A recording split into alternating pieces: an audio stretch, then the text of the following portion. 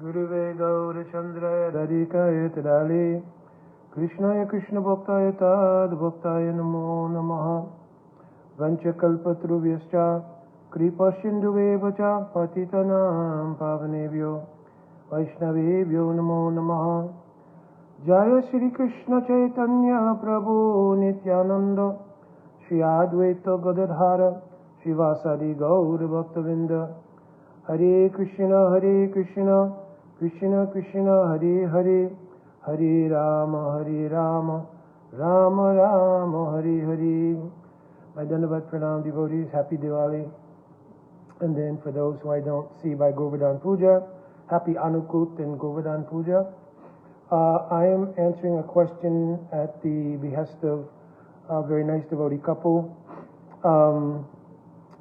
And I have not been doing as many question and answer sessions only because it's Kartik Mas and just in my practice and also just in the nature of things in general. It's been difficult for me to try to accomplish all my services, but bhajan life and also have a direct time to do questions and answers on this forum. I have directly answered questions directly back to the persons who asked the question on Messenger. And I'm reiterating again, please don't write the questions on email because I just, my email, I'm just not keeping up with it in a certain way. So I may miss the question or it may go to spam or anything else. So doing it by Messenger, or if you directly have contact with me and you want to ask by text or something, it's better. If it is a very long question, you can use the voice feature on Messenger and I can just listen to the question, or if you want to type it out, you can also do that. Again, I originally started doing this forum because it was very helpful in that I could also implore the contributions of other senior devotees and so forth and so on to make contribution about any particular question or to make corrections if necessary about anything. So the question, as it is in the title, was at what stage do we enter into Raganuga Bhakti? So I believe I've answered this question before. I know now on the YouTube channel there's like some 200 and something videos, so it's sometimes difficult to know whether I've covered, I'm sure I've covered it in Harikatha classes. I've also covered it, I believe, directly as an answer to questions. But it's a very nice couple and I want to make sure that they are satisfied. So I know I've spoken about this in brief, which I'm doing again today, to answer the another question regarding asking questions in general. The devotee had asked that sometimes people feel intimidated to ask certain questions because the environment in which they ask the question may be a question that doesn't seem suitable to the adhikar of the audience or eligibility of the audience, but it may be personally pertinent to them. And sometimes the persons who are giving class or that senior Vaishnav may or may not really know the answer and may give a response that's intimidating. So I know I did speak somewhat about this in relation to just the idea of asking questions. But here specifically, it is important to first understand what it means, Raganuga. So first, the idea of Raganuga is the actual methodology of our line. There's no possibility to worship Radha and Krishna in Vrindavan with the aspiration of serving in Vrindavan as your ultimate aspirational goal through the process of Vaidhi Bhakti. Bhakti is divided into two main groups, Vaidhi Bhakti and Raganuga Bhakti. So in Chaitanya Charitamrita it's made clear, Sakale Jagate More Vaidhi Bhakti Braj Bhav Naiti Poi Sakti, that by the mood of Vaidhi Bhakti you cannot obtain the goal of worshipping Krishna and Radharani in Sri Vrindavan under that modality. So of course the question then comes, what does it mean then that we're practicing Vaidhi Bhakti? Srila Prabhupada, many of our acharyas have stated. So in the Prem Bhakta Chandrika, it is mentioned there that Vaidhi Bhakti in this case is actually called Raganuga Pravritti, and it means the acceptance of vidhi, or rules and regulations, to practice bhajan life in a regulated way with the aspiration to serve in a particular mood like that of a Ragatmik Jan. So the word Ragatmik Jan means the eternal associates of Radha and Krishna who have a particular mood of service towards them, who are eternally situated in that mood. So in their Atma, what that means their being is composed of that mood. They are called Ragatmik Jan. Those Ragatmik Jan express that mood of their Atma in one of three ways, primarily in Braj. So this is another point that I have to bring up here. There's always two kinds of consideration when speaking about Siddhanta, or conclusive truths. One is Tattva Gata Vichar. Philosophically or ontologically, if you're explaining the nature of how something works or how something is situated, you speak according to a certain paradigm. If you're speaking in Rasa Gata Vichar, it means you're speaking in relation to Ras, or the function of moods, then the Siddhanta may be different. Doesn't mean that either one is not true, one is false, one is right, or anything like that. It's that there are special considerations taken when you bring into account a particular mood. Just like, I'll give an example, that a person may be a CEO at a particular company. How his employees relate to him and how the understaff relate to him as the boss of that particular company, that is an actual fact. But to his children, to his wife, to his brother, to his mother, their relational context doesn't see him as a CEO. So both things are simultaneously absolutely true. Those who are working or who are employed by him or under him, then their relational perspective is that of, we are employed by him. He is our boss, or she is our boss. So on the other hand, the children, the wife, the parents, their perspective is seen from that angle of vision, and it is equally true. So in Vrindavan, there's really primarily only three rasas, right? Those three rasas are Sakya Rasa, or fraternal mood, Vatsalya Ras, parental mood, and Conjugal Ras, right? The romantic mood, right? Sometimes it's also called Sringara Ras, right? If you're explaining Rasa Tattva, then you would include Santa Rasa and Dasya Rasa. Because by Siddhant, by just Tattva, there are 5 rasas and 7 secondary rasas, right? But functionally, operationally, in Braj, 3 are prominent. So in Vatsalya Rasa, the archetype of that is Mother Yashoda Maharajananda, especially Mother Yashoda. So she is the archetype, and the pastimes that Mother Yashoda has with Krishna, especially pastimes like in this month of Kartik, we're singing the Damodarastakam. So Damodar Bandhan Lila, or the binding of Krishna to a grinding moor, is a very special Lila that is udipan, or stimulation, for that mood of Vatsalya Prem. Of course, many other pastimes also stimulate that mood of Vatsalya Prem.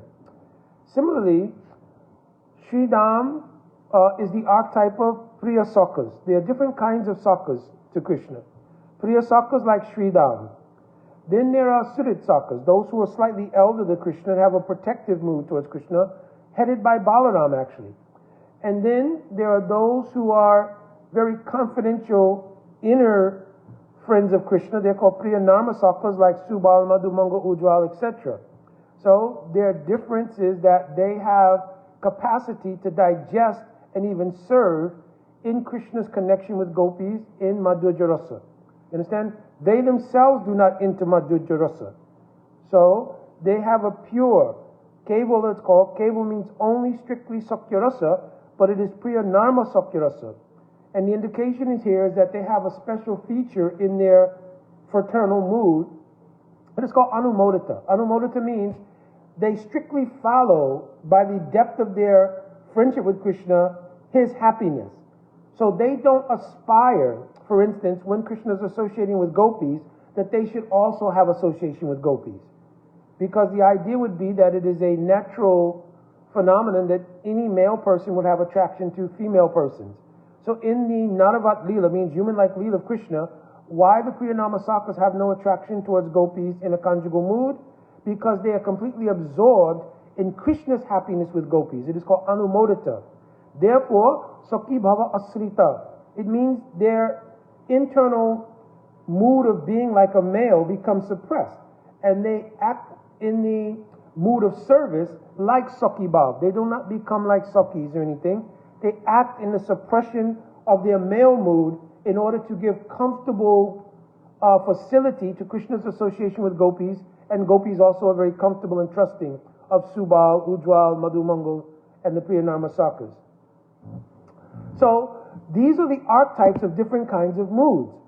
So those who, in their practice of Krishna consciousness, have aspiration to serve in a mood like that, having heard Harikatha or narrations of pastimes related to that mood, and have become significantly or sufficiently purified of false egoism, and are able to digest that inspiration to serve like that on the purified chitta. Chitta means your consciousness. So when the chitta is somewhat purified, then hearing those pastimes can come on the chitta as an aspiration, inspiration to serve like that. Prior to becoming somewhat purified of false egoism, then what could happen is that the false egoism can exert some impression on that ideal. Let me give you an example. For many years I taught martial arts, and while I was a devotee also, and I remember there was a time within our martial arts school when many of the students became interested in bhakti, literally.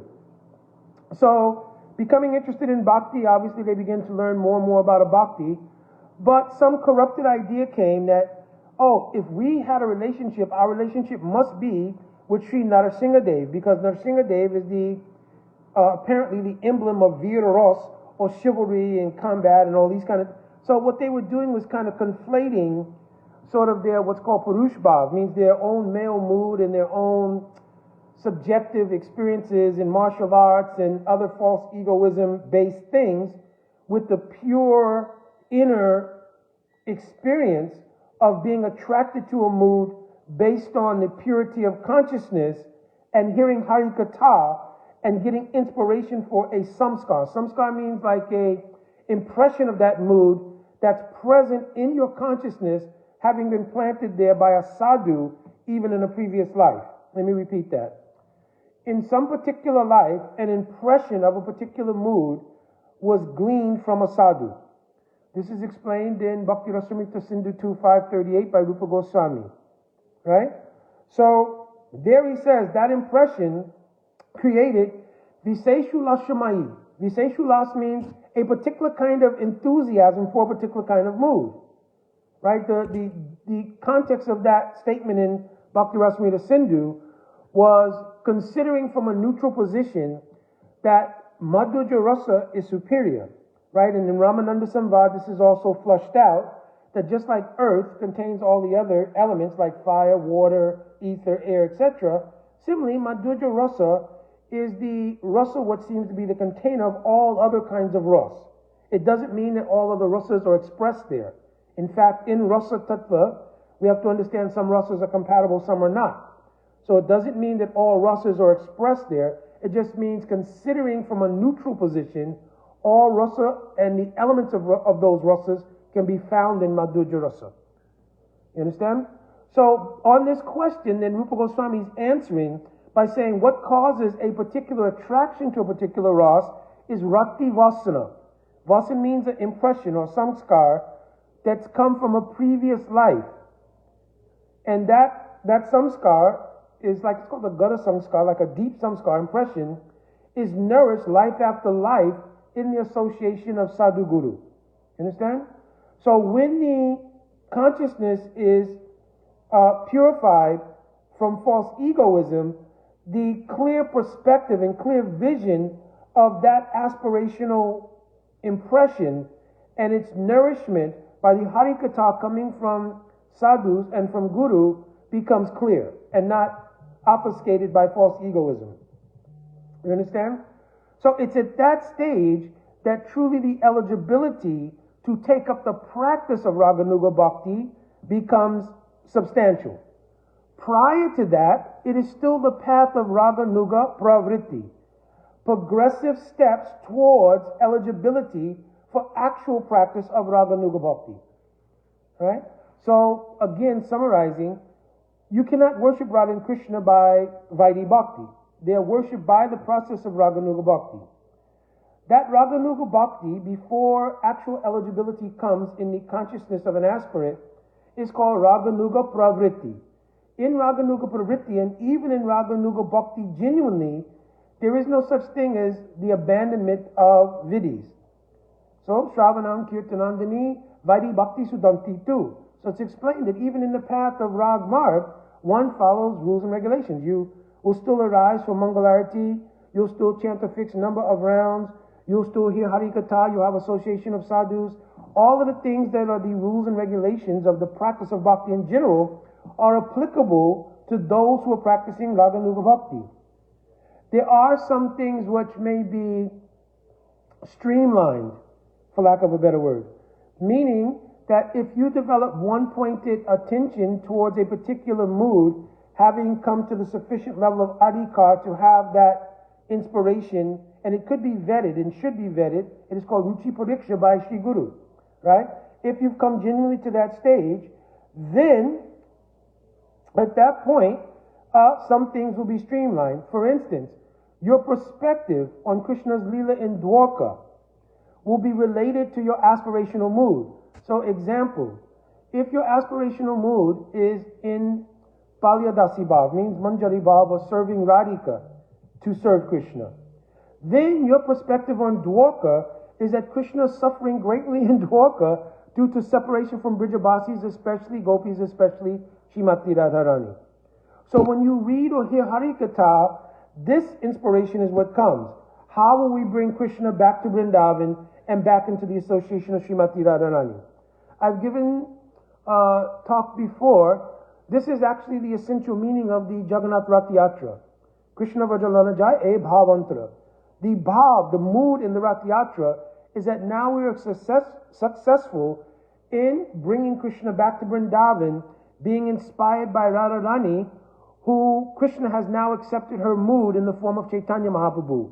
So now leading the Rath Yatra, Krishna is being taken from Dwarka, which is the Jagannath temple, to the Tota Gopinath temple, or Gundicha Marjan, to Gundicha temple, which is Vrindavan. You understand? This is the mood, essential mood of Rath Yatra. So your practice will also start to be shaped and seen through the prism of that aspirational mood you have. It is called Seva Abhilas. What Abhilas, desire for Seva that I have. But it is purified and its eligibility is vetted by Guru. It's called Ruchi Pariksha again. And then Guru gives encouragement. Yes, you should hear your Harikatha. You should have this framework under which you look at Harikatha and that you look at teachings. Even when you look at Bhagavad Gita, right? And you look at the verses of Bhagavad Gita. For some people, they'll see Bhagavad Gita simply as a teaching about how to perform your duty. It is called Samanya Upakyan. Guya Upakyan. Oh, confidential teachings are what is the difference between the body and the soul. Guya Tarupakyan, more confidential, is what is bhakti? I am the servant of Krishna. Krishna is Bhagavan. How do I serve Krishna? And the lessons learned from Bhagavad Gita teach how to do that.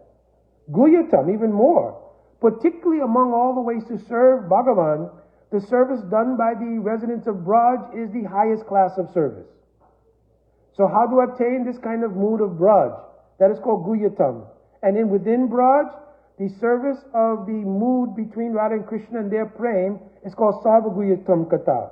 So a person reading Bhagavad Gita who has aspiration for Paryadasi Bhav or Manjari Bhav, their perspective on those verses will be different as a nourishment to their Seva Abhilas. You understand? It does not negate the essential teachings. In other words, that you're not the body is still true, that you're not the body.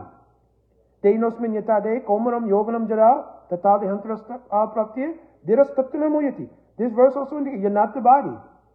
And if the soul is going through various transitions of the body, from boyhood to youth to old age, and at the time of death it transitions to a new body.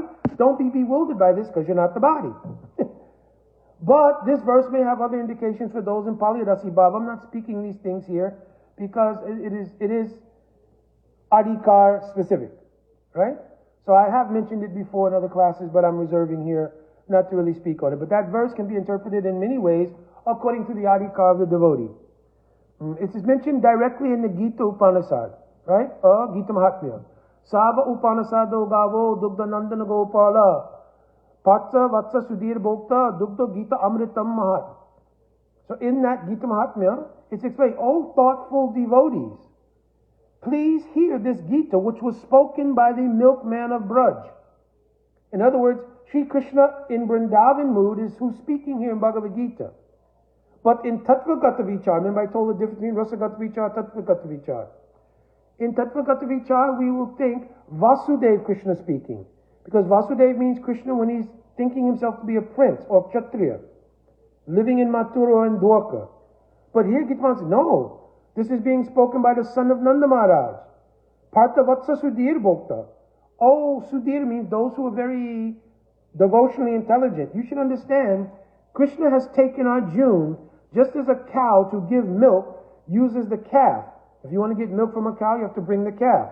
In the same way, to give the nectar of his heart, his mood of separation from Brijabasis, Krishna has taken Arjuna and allowed the bewilderment of Arjuna to become a source of giving 700 verses of his catharsis of separation from Braj. So this is Hadikar specific, how to see those things in the context of Bhagavad Gita. You understand? And at the same time, not lose track that equally you're not the body is true. One should do their duty is true. One should give up all karma as service to Krishna is true. So all the verses and their different direct explanations, right, are also absolutely true. But also the Vyanjan Vritti means the echo, or the Artha Dwani means the echo of the meanings, according to Adhikar and aspiration for practice are also true. Because we're instructed to read Sastra as part of our practice. And if your practice is geared towards a particular ideal, then obviously you want that ideal nourished by the practice, inclusive of how you hear and process Harikatha, how you chant your rounds, what mood of aspiration. Right? Last example I've given is that sometimes two students can enter into university. And they may enter into university with completely different objectives. One person is saying, I really don't know what I want to do, but I realize to get an education is important. So they may pick up liberal arts, right, as their study, right? Another person from the time they entered university knew, even from a younger age, I want to be a doctor or a lawyer. So when they go and both students are sitting in class of the prerequisites, because you know when you go to college, there's prerequisites. You can't just go in and pick up whatever major you have, right? You'll have to take English, math, and all the prerequisites. Once that's done, you may take up courses related to your major, right? So in the same way, the person who wants to be a doctor or lawyer, they see everything as a stepping stone to the courses related directly to their becoming a lawyer or doctor. A person who's doing liberal arts because they have some ambiguity about actually what they directly want to do, they're also getting an education, but it's called liberal arts. They're simply taking the prerequisites, and they may take some other elective courses, but there's no specificity to the objective they have at this point. Now that may come later on, right? They may meet a professor who they become completely inspired by. And he or she, that professor, may say, yes, if you want to become an engineer, this is very great. And they become inspired and then take up an aspiration to become an engineer. And then they start to gear their education towards that objective. So in the same way, many people may be practicing bhakti, but they may be practicing bhakti under a generalized idea that Krishna is God, I'm the das of God, and it's proper for me to serve God, and this is the right thing to do, so I'm practicing. But maturation in particularly the line of Chaitanya Mahaprabhu comes when this specificity regarding your dasatva, your servitude towards Krishna, takes specificity. And that specificity, if it's in relation to Vrindavan and the mood of service in Vrindavan, it will be called Raganuga Bhakti when there's Adhikar, and Raganuga Pravritti when you're the student who is doing the prerequisites to get to that point. So hopefully, Prabhu and Didi, that this was helpful for you. And I traveled this year already to the Midwest and the West, so I probably won't be back there next year. And I didn't come north, so I didn't get to your state, right? If there's some facility and help, and by the grace of Guru and Garanga everything works out, perhaps that'll happen in this next travel period, which will actually be in the next year, because I usually don't travel during the winter. But the primary travel for next year is the East Coast, and we'll go to some other specified places, of course to Ohio and some other places, and so forth. All right, so my Dandavat Pranam, again, hopefully this was helpful.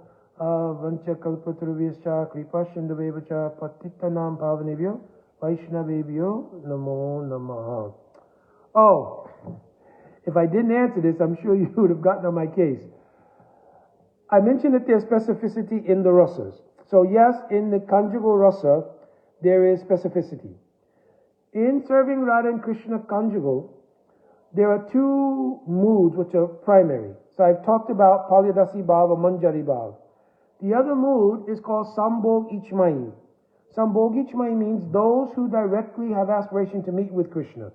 It is not in our line. There was some debate about it to some degree, and in the Nimbarka line, other lines, they don't have, from my understanding, the differentiation of Sakis. In other words, in our line, coming in the teaching of our Goswami Varga, there are Priya Sakis, Parama Presta Sakis, like Lalita Vishaka, Chitra Chambakalata, Sudevi, Rangadevi, Tungaviji, etc. Then the Priya Sakis, as I mentioned. There are Pran Sakis, like Rup Manjari, Rati Manjari, Vilas Manjari, Gun Manjari, etc. Right?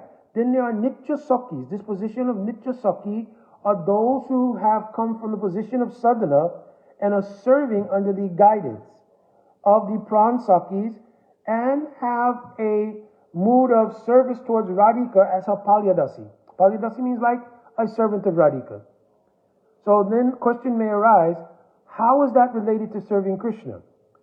So it's explained also in Bhakti Rasamrita Sindhu, Sanchari Shat Samunava, Krishna Rati Suridrati, Pushamana Sarikascha, Babu Lasitiriyate. Babu Las means Manjari Bhava Palyadasi Bhav. So here it means that there is a consistent Sanchari Bhav. Sanchari Bhav means, there are 33 types of transitory moods that assist these permanent moods you have towards Krishna, which is called the Sthai Bhav. But here, there's a unique thing.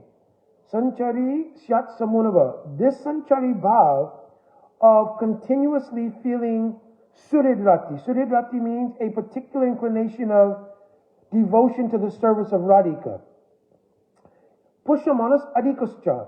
Pushamana means it nourishes the desire to serve Krishna. In other words, it's not void of serving Krishna and exclusively serving Radha.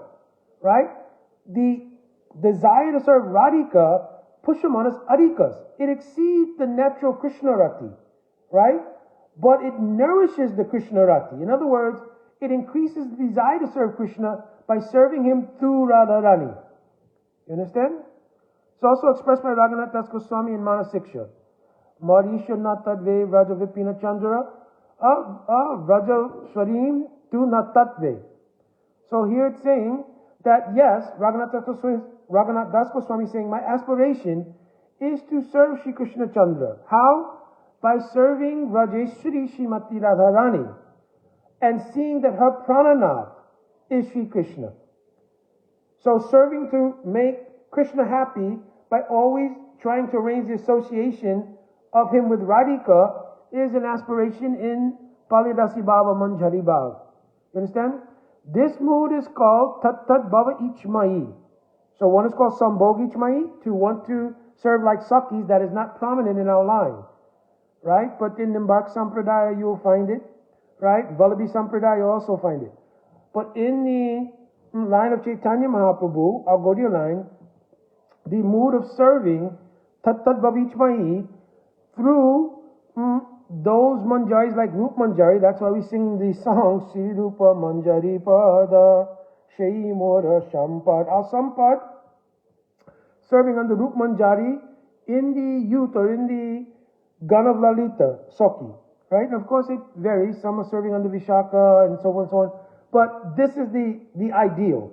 We want to serve under Pran Saki, Rup Manjari, and in serving under one of the Paramaprasta Sakis of Radhika, and in serving Radhika, serve Krishna. Okay? So I'm very sorry I missed that point, but again, Panchakalpatarubhishcha Kripasindhabheva cha Patitanam Pavanebhyo Vaishnavebhyo Namo Namaha. Jai Radhe Radhe.